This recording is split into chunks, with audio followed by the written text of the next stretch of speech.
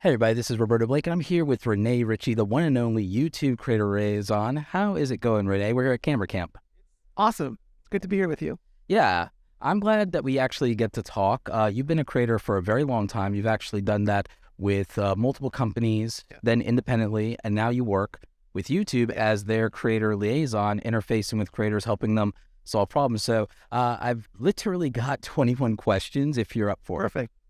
Looking forward to it. Yeah. So actually, what is it that you do over at YouTube as the Creator Liaison? What does that look like? Sure. So it's kind of two roles in one. One is I work internally with the teams at YouTube to try to give them more of the creator perspective. Everybody inside YouTube really cares deeply about creators, but they all have full-time jobs. Right. So I have the luxury of just and I know a lot of creators, so just getting together feedback. I listen to things that you say, other creator educators say, just creators in general, and I give that feedback to the teams who are working on products and policies, and I try to always increase empathy, increase understanding for what really living like a creator means.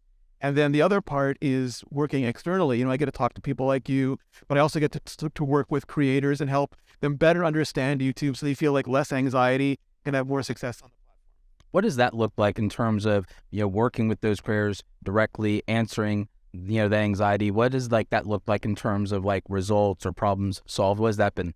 Yeah, so we have a lot of teams, as you well know, inside YouTube. There are partner managers, there's Team YouTube. There's just a bunch of people who work in creator support areas. So there's way more of them than me. So they handle the specific stuff, per creator stuff. I try to do two things. One is I look at for what I can see is maybe a platform-wide issue. If many people are experiencing something, I try to find where the bottlenecks might be or where the blind spots might be, and just try to help out at the platform level for YouTube. Now, again, I have the luxury, it's my only job, so I get to spend time doing that. But also, if there's anything that feels like it slipped through the cracks, then I can maybe help get Team YouTube's attention on it or some other group's attention on it and try to fix it, especially again, if it's going to affect multiple people. Yeah, no, that absolutely makes perfect sense. And I've literally seen you do that with the interfacing you've done in Twitter and different things like that. So that's really cool. What's it been like balancing the fact that you still make content on your own channel, if I'm not mistaken? And what has it been like balancing being a creator on YouTube as a platform, but also working at YouTube, the company? What's that been like? Yeah, it's been, so they really wanted a full-time creator. The previous creator liaison, Matt Cobal, he had been a creator, but he'd been working at YouTube for a while, and they wanted some... Yeah, almost 10 years, yeah. Yeah. So they wanted somebody who was experiencing the current life of a creator, and I had been full-time for 2 years at that point, just working on YouTube every day as my only job. So they wanted someone in the trenches, someone who understood the creator lifestyle, the creator mindset, all the challenges, yeah. And they also, we wanted me to continue the channel, both YouTube and I wanted to continue the channel because I always want to hit the same issues that creators are hitting. Obviously, pre-YouTube, I was doing 3-4 videos a week. Yeah. Now I can only do one video a week, maybe one video every 2 weeks sometimes, depending on how busy I am. But I always want to keep doing that. So my channel is a little bit more... it was very product focused before, and now I'm doing more video essay kind of content. Yeah, it makes sense. More storytelling. Yes, and I want to test out all the new features. I'm going to start trying to test out the new podcast features, just so I can feel if there's any rough spots from the creator perspective. Speaking of new features, it looks like YouTube is diving into AI tools and generative AI content. Can you talk a little bit about that? I know there's certain things you can't tell us and everything like that, but just what's the overall thought behind that? And what is that even going to potentially look like in the near future?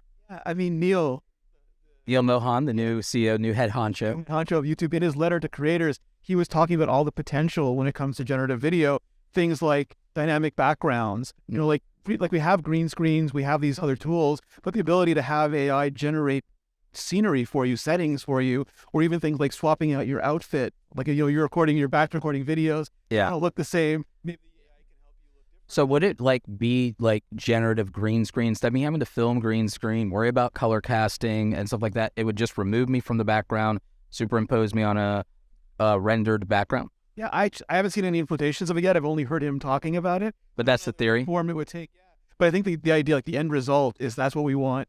And then, of course, Google's just announced Bard, which is large language model, where I know you've seen it, you've been talking about it for a while, how creators are going in there with prompts and or using generative art to almost prototype things or to generate faster through things than we could on our own.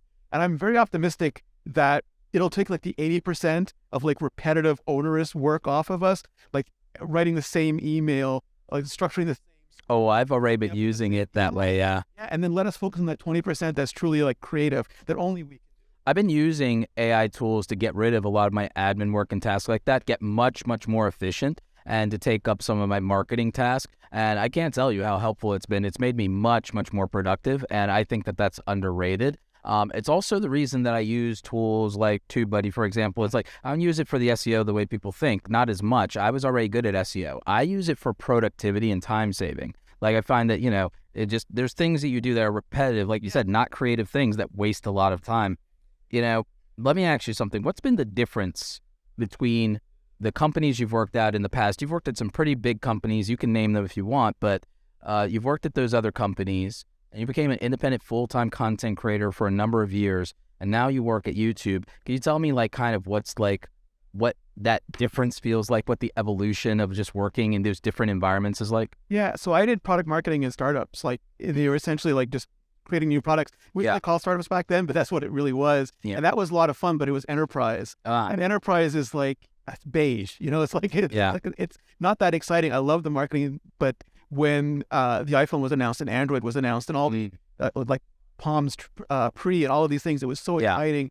I moved into tech media and I worked in tech media for 12 years. Yep. And it was like the most exciting part of tech media was like the advent of smartphones. Yeah, you were like one of those original tech journalists that covered all those big things much before the.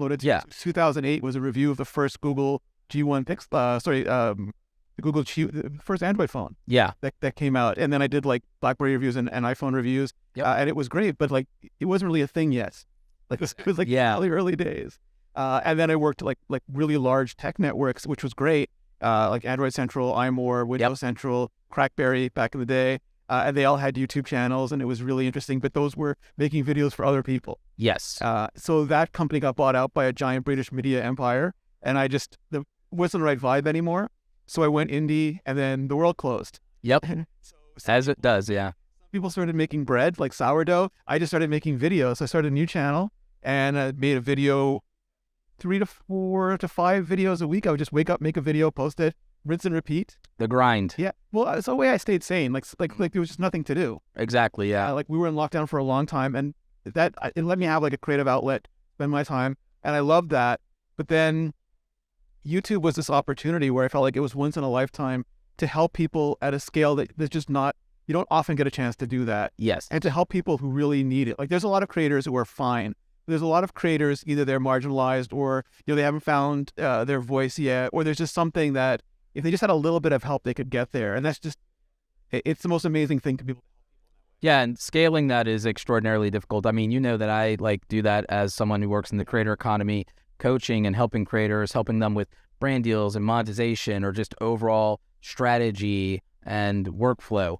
But it's very difficult to scale that. It's very much a one-on-one, one-to-one thing. So that's interesting. What right now do you have that you can tell us that's exciting about YouTube's new format with podcasts? YouTube just overnight basically became the largest podcasting platform in the world. Yeah. What can you tell us about that? So YouTube has been a giant place for podcasts. Like there's so many big video podcasts that are out there, but it's just never been its own thing. And now we've announced a bunch of ways for just with analytics and playlists for you, if you want to have your podcast on your main channel. Yep. Like we've seen some people who just don't care. They just post podcasts on the main channel. Sometimes 3 or 4 different podcasts on this. And then individual channels and everything like that. Individual channels, separate channels. But we want to if you think it's a good match, if you think the audience who watches your VODs or your shorts would also watch the podcast, we want you to be able to do that on your own channel. Yep. So now the analytics are separate. You can take a playlist, make it into a podcast, make a traditional square podcast, thumbnail, and we'll push that not just in video, but in audio. And now it's going to be going into YouTube Music. YouTube Music. Exciting thing. RSS. Neal said that in his letter too. Yeah. I'm really interested what happens with RSS. I'm interested. YouTube disrupted video hosting. I used to work in the web hosting industry for many, many years, and YouTube disrupted video hosting and made it literally free to the world. And so I have to wonder if this is going to be another disruption when the RSS feed comes along. So we'll definitely see. But that I'm definitely looking forward to what happens. Podcasting since 2008 as well. Yeah. And to do video podcasts, we used to have to put, like, you remember iframes, back in the day, we used to have to put a separate Ustream window in 4 different iframes. Yeah, no, God.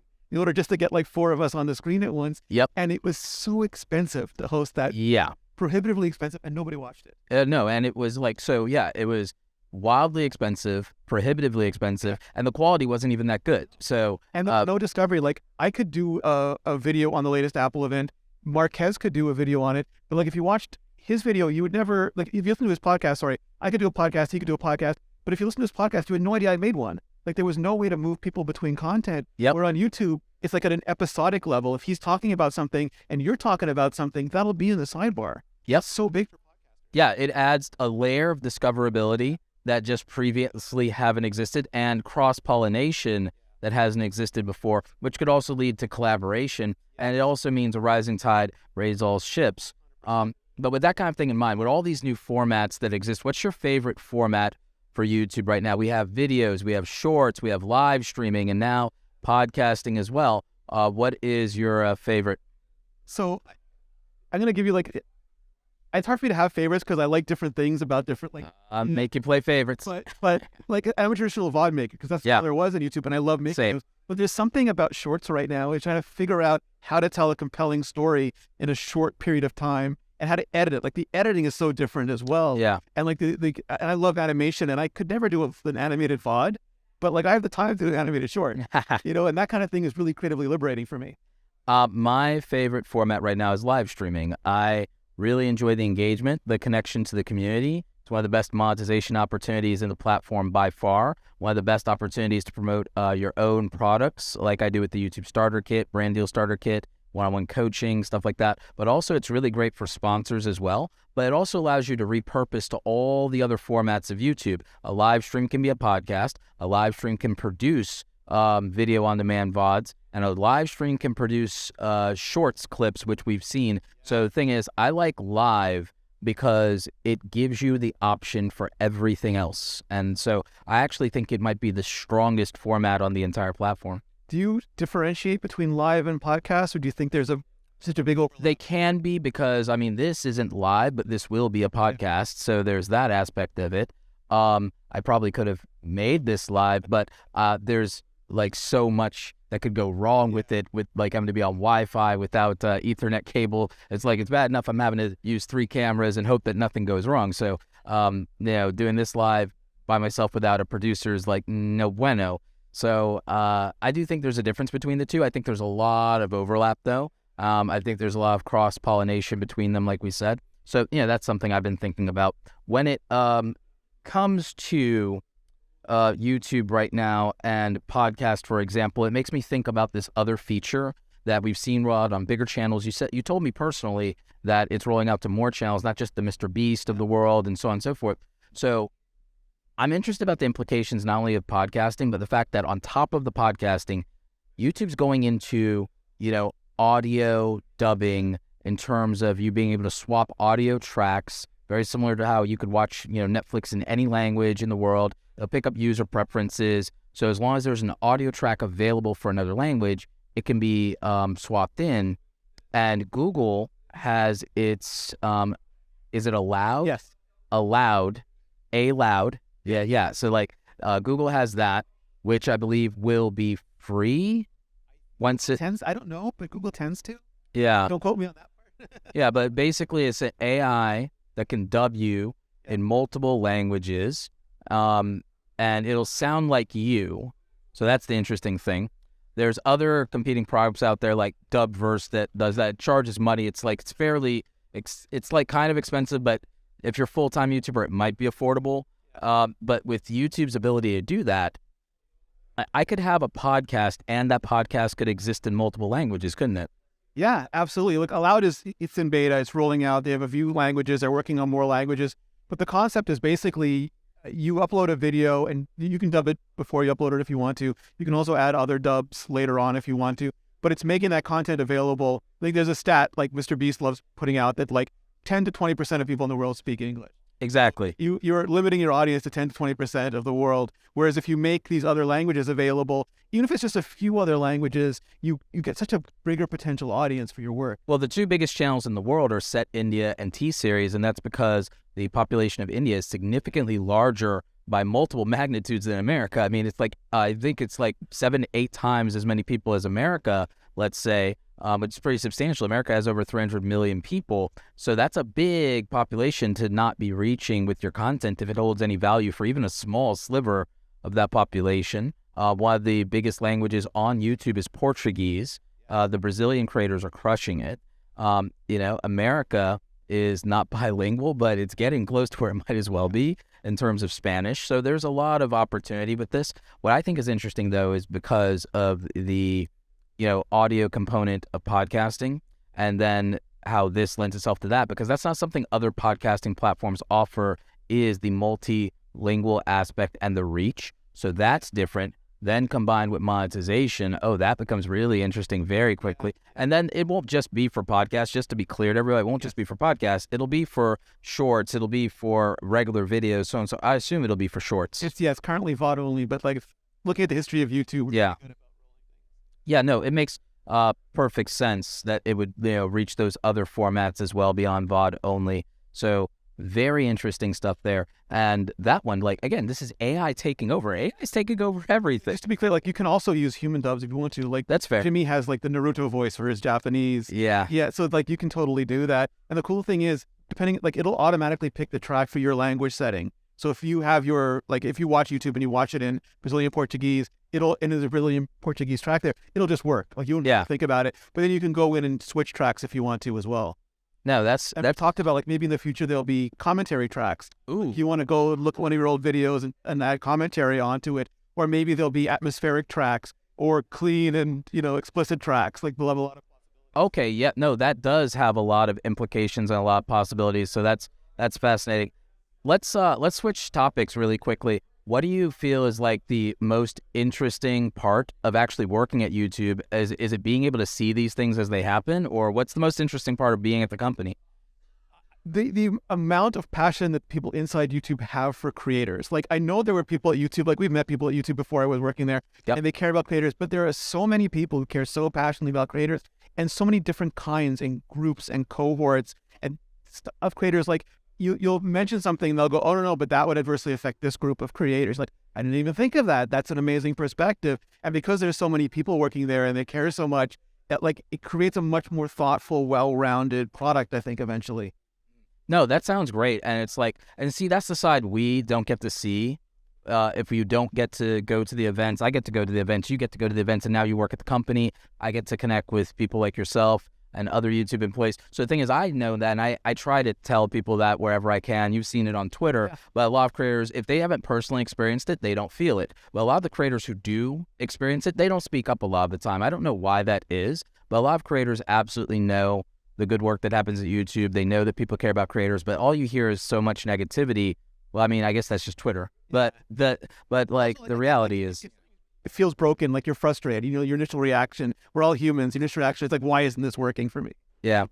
Speaking of things not working, I know that you're super familiar with this. The Linus Tech Tips hack. Linus Tech Tips, 16 million subscribers, channel hacked, Bitcoin scam, the whole 9 yards. What can you tell us about that kind of situation? And also when something like that happens, how does YouTube respond? Yeah, so I mean, normally I always feel like the privacy of the channel is important, but Linus has spoken publicly about this. He did an amazing segment on the WAN show about this. He's talked about it extensively. And this is something I've experienced as a creator too, going back to the good old days where I all used to get Skype DMs, click this link, or YouTube DMs, click this link. So it's something I've personally been paranoid about for a long time. Yeah. To the point where this is why we can't have nice internet things. I don't click on links. I just don't. It is so much more work. And I will go and physically type a link into a browser, not click on my emails, not click on my DMs, just because I don't know, maybe some other person's account got hacked. And the other day I was on Instagram and childhood friend is like, hey, I really need your help. I'm doing this new job. Can you just go there and do these things for me? It would really help support me. And I'm going through it. I'm going, why do they want me to do that? And then oh, you hacked this channel. They're like, can you just do this for me? I'm like, no, like you're trying to get my channel now. Yeah. Like I jumped through 3 or 4 oops for them before it clicked on me that I was being like played. Yeah. And I consider myself like someone who's already paranoid about this stuff. So just because you're paranoid doesn't mean they're not out to get you. No, and now like it's increasingly like, especially with spearphishing, where there's been a couple of videos about this where a creator will get an email that looks like a really good brand deal, and it's just like, click here to download the PDF for the details, and it's not a PDF. It looks like a PDF, but it's a .exe or a .ser, like a screensaver file. Yep. They click on it, it installs malware, and then and when they're really sophisticated, like I think Linus and Luke said, they were VPNing into his city, because like today when I opened my YouTube account, it said, you're not in the normal place, you've got to re-2-factor in. Yeah. But if like they were VPNing to his city, so someone on his team downloaded the file and it just took their session cookies. Yeah, so it was a really targeted, sophisticated attack. This was not just, spray and pray. This was like, targeted. This was like sophisticated. This was like not run of the mill. Yeah. Yeah. And everyone's always like, well, why didn't you use 2-factor? People are like, I'm using 2-factor. Like, you've got to be and the bigger teams, they have more people. Oh, it bypasses 2-factor. I've been seeing this for a long time. It passes 2-factor. There's even SIM swapping. Yes. There's any number of things, which is why I tell creators, don't talk about which mobile carrier you use, things like that. But there's only so much you can do. I clicked on it, I logged in, and then I'm like, I'm being hacked, and I went and changed my password, luckily fast enough that it didn't affect me. But and again, like I'm paranoid, and I fell for it. Yeah. I feel for all this. Yeah, no, I do as well. I mean, it's just a very unfortunate thing. Let's see. Got that one. Switching up things again. We are at Camera Camp. We are here with Sony. I'm here shooting on 3 Sony cameras. We're shooting on, 2 A7 Mark IVs and an A1, an Alpha 1. We just got access to the new ZV-E1, which is the full-frame compact camera. Like, very cool. Right now, what gear are you shooting on, and do you feel like gear matters? Yeah, so I don't think it matters. Like, I think there are some people, like Marquez started a new channel, Autofocus. Yeah. He shoots it all on phones. And like, well, he is Marquez. Yeah. So, but I asked him that, like you're Marquez, like it's framed perfectly. He goes, oh, you don't see all my bad shots. Like, you don't see how many bad shots I take to get those good shots. And I'm sure that's true. That's fair. Like, there are people who are really good at photography, but I think, and you point this out so well in a lot of your, I was like, Jimmy started with an iPhone. He did. Or something. Like, I think it was a broken iPhone 5. Okay. Yeah, right. An iPhone 5. Yeah, and I think it was broken. Like, it had some lacks of functionality. I mean, I think it could be either way. Gear doesn't matter to start, but like, we couldn't do an interview this well without the multicam or without, like, we have people walking around talking. I don't know how good people hear the audio in the background. I think they hear us and not the audio in the background because these are those short interview mics that people use in New York City. So I'm sure it's probably more than passable here. And it depends on your expectations too. Like, what is quality? Like, for a tech YouTuber, maybe it is 8K HDR robot arm, and then, but for maybe like another creator, it's the human connection that you get. It doesn't matter if you film on a phone, but the quality to them is the feeling that they have at the end of the video. Yeah. So, and like video and camera YouTubers, they got to be pristine. Of course, and shorts creators, a lot of them can get by literally with just the phone. You have like, people like Fredo, for example, and everything. He does great. You have so many like creators and everything like that. People say like you can't have bad audio. There are so many shorts with bad audio where because they're caught like a red carpet on the movie, and then they put the little text on the bottom, and it's like, what did Scarlett Johansson say? Oh, it's. I swipe away from those. I'm a snob. Audio is the deal breaker for me. Like, I just feel like it's something I would never get to normally see. Like that movie, like it wasn't set up for that. It was just like this happenstance, like serendipitous moment that I got to see. Yeah, no, that's fair. I think that if you're going to try to capitalize on anything, I'm like audio. I think me and a lot of people, that's our line in the sand, is at least get the audio. Or just run it through AI afterwards. Well, I mean, that's the thing, right? These AI tools can solve for a lot of those problems to reduce the tech burden or the barriers to entry for creators, because if AI audio cleanup gets that sophisticated, which it could. I've been seeing some things. Adobe has done something really interesting recently with AI audio that's like really good. It's like really cleans it up. So, I mean, if that's the case, then sure, it's going to mean that it's not the hardware that plays the role there, which is what I think is really crazy about the AI revolution of just like oh, we can get so much out of software that it might not matter what hardware we use. That just does make the world more accessible and does make opportunities more accessible. I think that like a lot of people are crying and lamenting it, but they've done that with everything.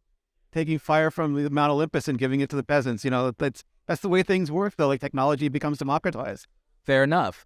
What are the biggest issues, in your opinion, what are the biggest issues that creators are struggling with right now? I think it really depends on, like, the creator. Like, some creator, like, on my channel, I review technology. So I never had a brand safe issue at all. I've never had a strike. I've never had any problems because the content that I make. No copyright issue or... Yeah, never had a problem like that. But there are some people whose content is just edgier. It's naturally edgier. We saw that recently with the ad-friendly guidelines updates. Yep. Because, like, creators want to be able to say certain things, but they also want ads. Advertisers want, like, brand safe videos. Yeah. I mean, think about it. Ads themselves are notoriously clean most of the time. There's a reason there was a whole category of advertising called too hot for TV. Yes, absolutely. And, like, there are, like, some advertisers who don't mind riskier content, not as many of them. So I think for creators who are running closer to the limits, like, that's a continual frustration for them. And sometimes they don't think about, like, what does it mean to an advertiser if I show X, Y, or Z, or do X, Y, or Z? Or they think about, like, why can't I just do this? And you can, but maybe you got to think of an alternate way to monetize in that situation.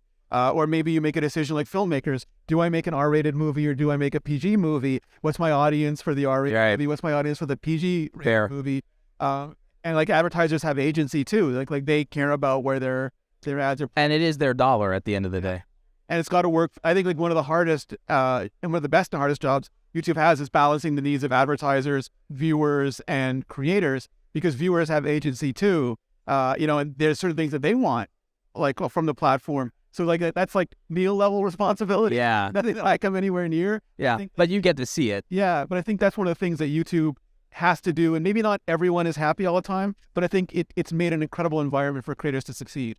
Speaking of environments for creators, there's a lot of buzz around, good old TikTok. They're in some hot water right now. A lot of people have already started repurposing their content to YouTube Shorts if they make TikTok videos. Is YouTube's native, like, editing tools for Shorts going to take on more AI features that might give a more creative environment? Like, right now, Shorts is great, but in terms of creating it, you're almost better off, like, editing it in something else like CapCut or whatever, and then posting it to Shorts. Is the Shorts editor going to get more sophisticated in the near future? Yeah, I don't have any specific knowledge on that. But again, like in Neal's letter, he said that we were working on tools, and specifically AI tools, but also just tools in general to help creators be more creative inside the native apps. Yeah. Let's get the microphone a little closer. Get the microphone a little, just because old. Yeah. All right. No, so that's cool. I mean, I know there's things you can't say or you can't leak, so that's fine. Do you have anything you can say about live streaming and updates coming up to that? Because I think I read something about some new live streaming features recently. Yeah, I think some of it is just, like, we've just rolled out, like, the emotion reacts all across iOS for mobile. Yeah. It's something that we're really looking at. I think, like, for gaming creators, but also for live streaming creators in general. One of my favorite new things is that avatar ring that lights up now. So if you're looking at somebody's short, and I'm pretty sure we're going to roll this across surfaces, I hope so at least, like, you'll know when someone you're watching is live, and you can just tap on that. Yeah, I've seen the live ring. I've enjoyed that. Yeah. Yeah, those are the kind of things I'm looking more forward to. Okay. So, like, the emote reactions, are those closer to, like, the emotes on Twitch, or?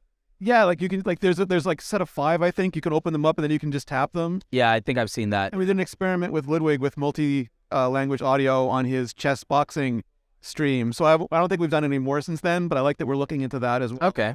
I'd love to talk to you about, maybe we have to do this offline, about more experiments that are in the works and everything like that. But no, that's actually really cool. That's really interesting, because I think that, like, what people are looking for is, like, I've always said that YouTube's the best environment for creators. It's the best overall in terms of features on the tech side, listening to creators, creator monetization, really giving creators, like, equity in their brand to the extent that a platform can. I'm about creator ownership, but with that in mind, I want to ask you this: if you could wave a magic wand tomorrow and one new feature on YouTube manifest, what would that look like?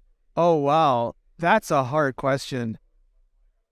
I don't have a good answer to that. Like a bunch of stuff is flooding my head, but all of those are like little. Maybe I lack the imagination to think about it. I would love all those AI features now, though. Like if I had the ability, oh my God, like, yeah, like put me inside a Star Destroyer for this video. You know, like that would just be like next level for me.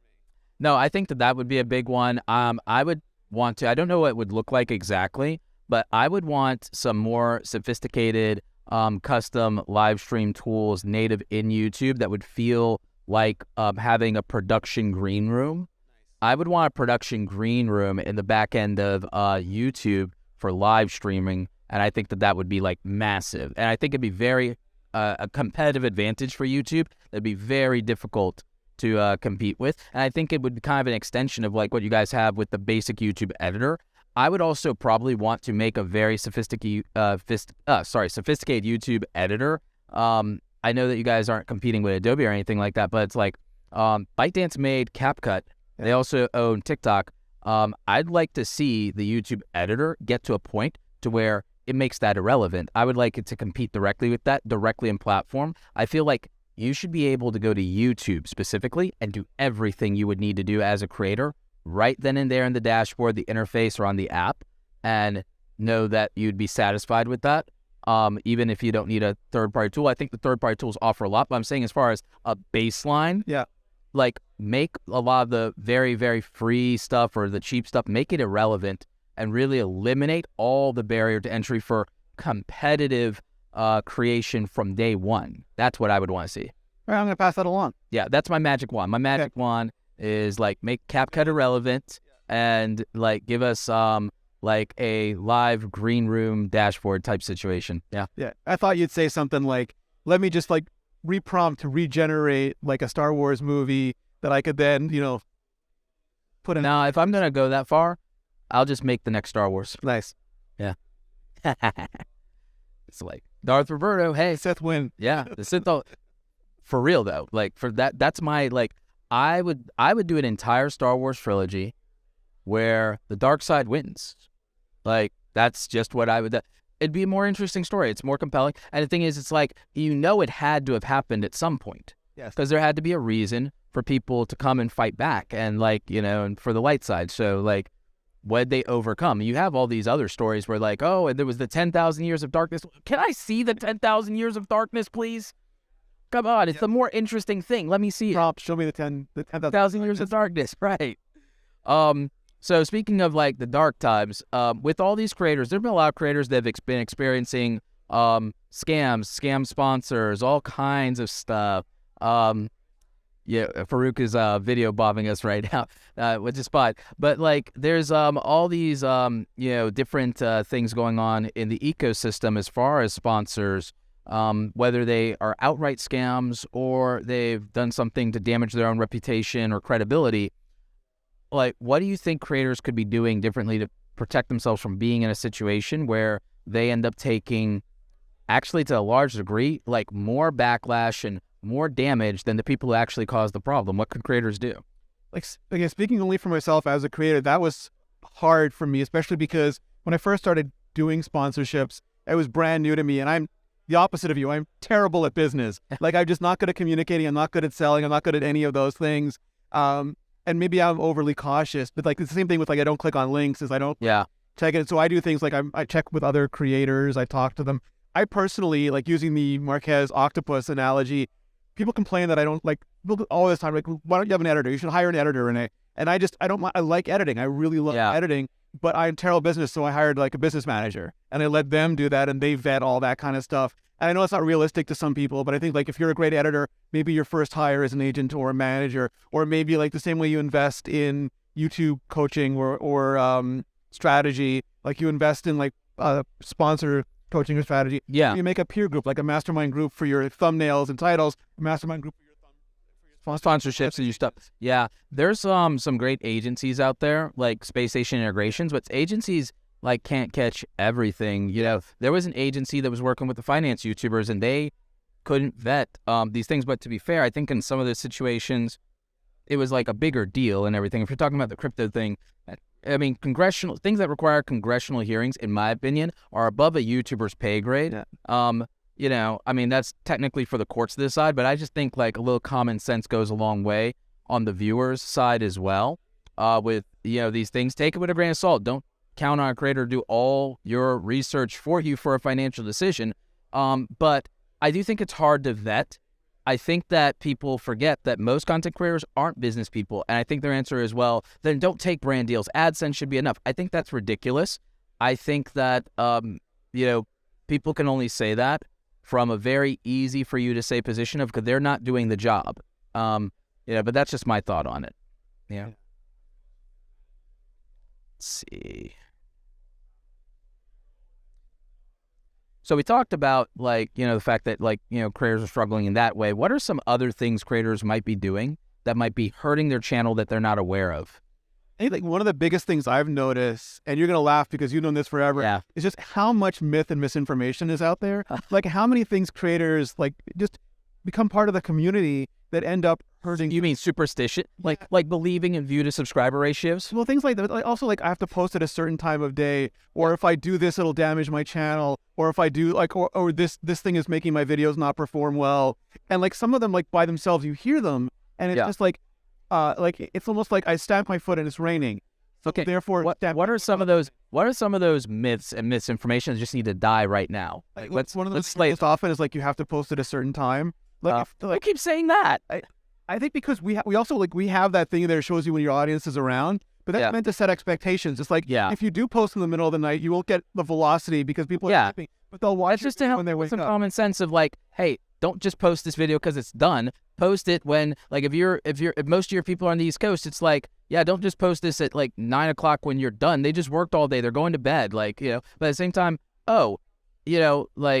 as far as at least out the gate performance, that's just trying to help you. Over a week or a month. Or if you want to go live, go live when your audience is awake. Yeah, maybe it's not at 3 a.m. Yeah, so things like that. And also one bad video, a lot of creators say I posted a bad video, it's going to tank my channel. And we don't look at channels that way. Posted a video that got 8,000 views and the next video got 150,000 views. Yeah, just because... it's not even in YouTube's best interest, because just if one video doesn't perform, maybe your next video will be the best video in the history of YouTube. Yeah. And it would be silly not to offer it to people. I've seen that over and over and over again. And so what's another example?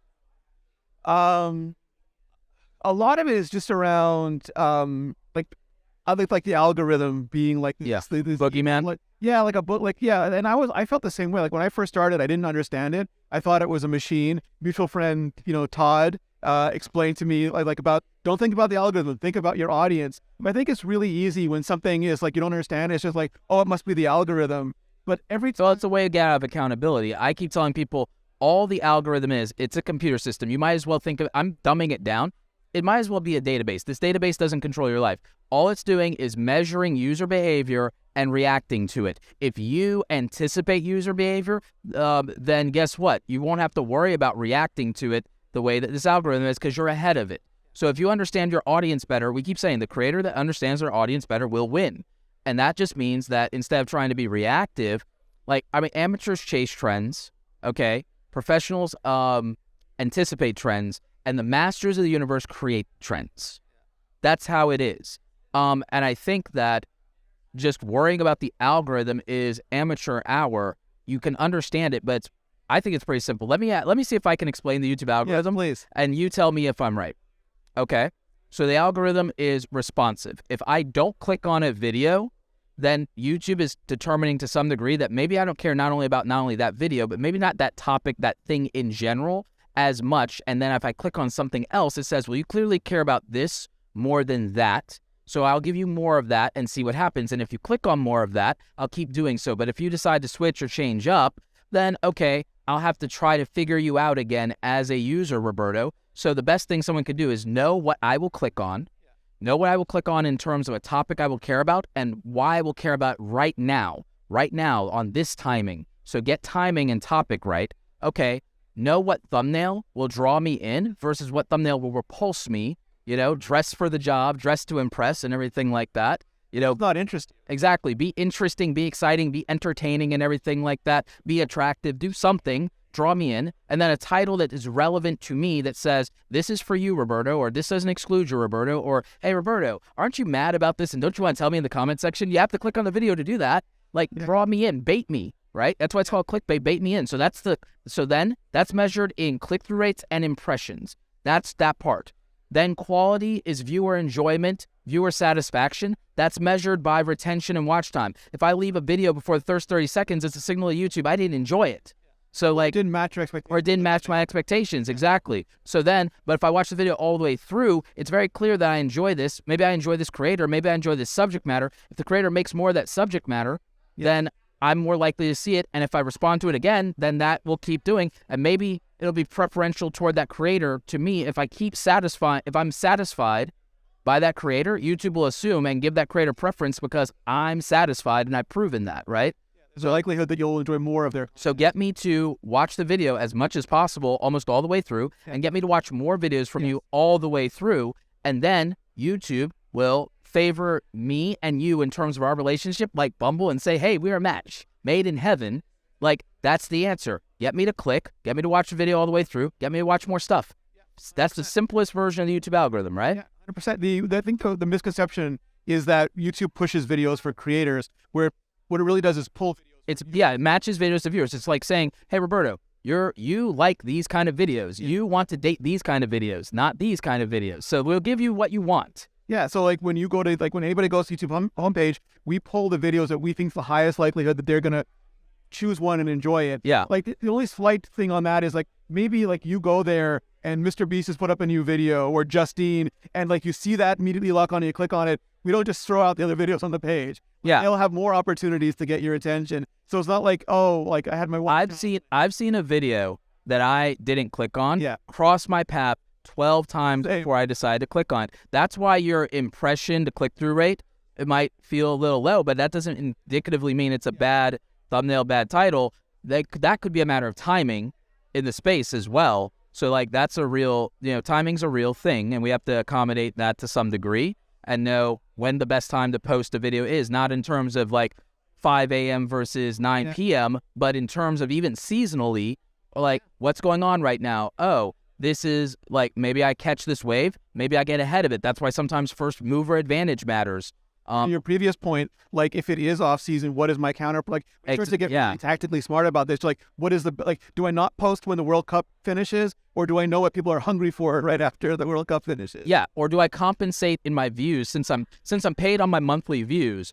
Do I compensate with an influx of quantity of acceptable videos during a downtime to make up the financial difference? Like, I mean, in the real world, if you were coming up short at work, you might ask for overtime. So like maybe you post more instead of less to make up for the financials. Like just expectations. Like I know, like on my channel, I knew when I posted a big phone review, it would get a ton of views. But when I posted an accessibility review, it wouldn't. But accessibility is really important to me, so I made those videos. And being able to like earn good money off the big videos allowed me the luxury of making the videos I really cared about. Or sometimes taking a sponsor lets you make videos that a certain part of your audience really cares about, but would be denied otherwise because it's not financially viable to do that. But a sponsor can compensate and say, and now, all right, I have the financial bandwidth to give some more videos to my community that's just for them, for a small part of my community. And accept that I won't get the views. And accept that I won't get the views. Get upset that it's not getting the same views. Right, because I'm not taking a financial pay cut. I'm not having to explain that to the family and everything, why I can't do this or do that. And it's like, and it makes sense, when you think of it in those terms. So I'm glad the blockbuster lets you make the art house film. Yes. Well, Scorsese said one for them, one for me. It was like one for the awards and the Academy and the people and all that stuff. And then one art film for like me to feel satisfied with my vision. So like that's, that's something that I always think about. Something I got to ask you this because people are going to ask why I didn't ask this. I know before I ask, some degree, I know this the answer to some of these questions before I ask with this one. So dislike button's not dislike counter's not coming back, right? Dislike counter's not coming back. So like if Neal just did an interview with Justine, mutual friend Justine, and he explained it really well. Yeah, like these are the kinds of hard decisions that go up to Neal because there are people who traditionally like the dislike counter, and there are also people who've gotten a lot of harm from it, like people who are marginalized and it's brigaded against them, and it's an abuse vector at the same time. And also that there's questions about like, what does a dislike mean? If someone dislikes your video, are they disliking the subject matter? Are they saying it's outdated? Are they saying they don't like your gender or your culture or your, like, what is the information that it's giving you? They like your voice. Yeah, they don't like your voice. Like what is the qualitative information they're giving you? And also, like, I tell people, yes doesn't need context. No does. Yes, 100%. And also, like, there's a thing about, yes, give me more money. Yes, give me a raise. Needs no context.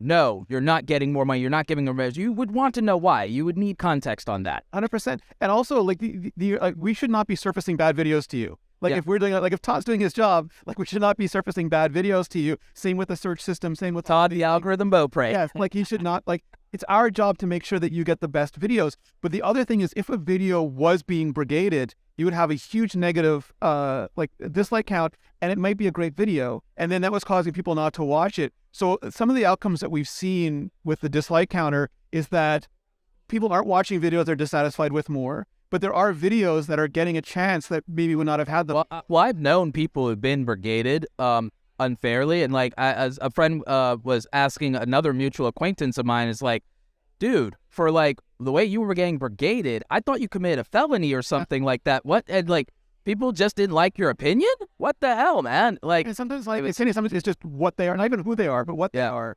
Yeah. So like, it could literally, I've seen actually like some really messed up comments on a guy just because he has a foreign accent. English isn't his first language, is specifically that. So why I want to ask as a follow-up to the dislikes thing is, have YouTube internally, and again, I don't know if you can talk about this, has YouTube internally seen any negative consequences to removing the dislike counter? And I have to defer to Neal on this because he has like way better visibility than I do. But well, I'm happy to talk to him. He's welcome on the channel anytime. What he said, like, it is, again, big decision. People went a lot of ways on it. Even internally, people have a lot of opinions on this kind of thing. Yeah, I think it's been a positive overall. Like, it's when I say a negative, a positive. Like it's been a net positive for us. Yeah, it's been a net positive to take away the dislike counter. I'm not shocked. I mean, to be honest, name a social media platform that has an active dislike counter right now. Creators still, like, as you know, creators still have access to that information and on the back end. So yeah, the only thing is that the consumer is not validated by participating in negativity in any way. No dopamine hit for doing that. Well, that's what reduces the brigading, because I agree. See the number. No validation. If you can't be validated for something, you're less likely to do it. That's the entire. It's about incentives. Everything is incentives. And so disincentivizing that makes perfect sense. And I don't think that there are bad you know, we heard, oh, if you do remove it, this will happen. None of those things happened, right? None of the things that we were told would happen if the dislike counter went away, none of that happened, did it? No, I do feel for people, like, again, like I when I first heard the idea, I'm like, but I've always had it. You know, something that I've always had. I think it's just like, there are more consequential things that have been removed from YouTube. Community-based captions. Yeah. Community-based captions has much more implications for a lot of people because of accessibility, offers infinitely more utility. I didn't see a fraction of the outrage for that being taken away, even though we've always had it. And now we're working on, like, as you know, the AI captioning systems. Yes. Bring back that functionality without some of the concerns that people had about. Correct. So yeah. So again, YouTube giveth and YouTube taketh away, and YouTube giveth again. It's like, again, like when you're working at scale, you have so many different different people who have different opinions, different concerns, different constituencies. Yeah, I would say that. What would be your best advice to new and upcoming creators?